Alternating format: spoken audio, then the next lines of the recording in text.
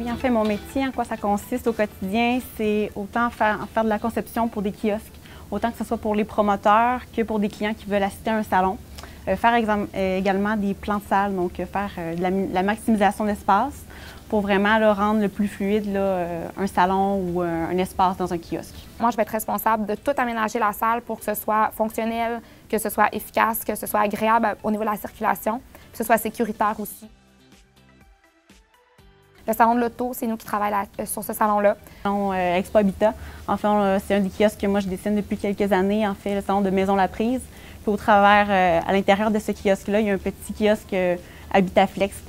Pour être un bon designer, en fait, je pense que c'est quelqu'un qui est très créatif. Il faut faire beaucoup de recherches, il faut vraiment essayer tout le temps d'être à l'affût des nouveautés au niveau du design. Il ne faut pas avoir peur, en fait, de sortir des sentiers battus parce que c'est ça qui fait en sorte qu'on se renouvelle. Ce qui m'a motivée à m'inscrire en design de présentation, en fait, j'avais beaucoup d'intérêt pour les arts, le design d'intérieur et l'architecture. Puis je trouvais que le design de présentation, c'était un beau mélange de tout ça. Ne sachant pas trop ce que je voulais faire au début de ma formation, je me suis dit, bien, je vais m'ouvrir les portes. Puis au fil des ans de ma formation, j'ai vraiment pu prendre plus de décisions sur qu'est-ce que je voulais faire. Deux choses qui m'ont vraiment aidée en fait, dans ma carrière par rapport au programme. Je dirais, premièrement, le logiciel qu'on travaille ici, c'est un logiciel que j'ai appris durant mes études. Puis aussi le fait de travailler en équipe. Souvent, on sous-estime ça un peu, mais sur le marché du travail, c'est très important, je pense, d'être capable de travailler en équipe. Un élément coup de cœur, je pense que le programme en général est vraiment intéressant.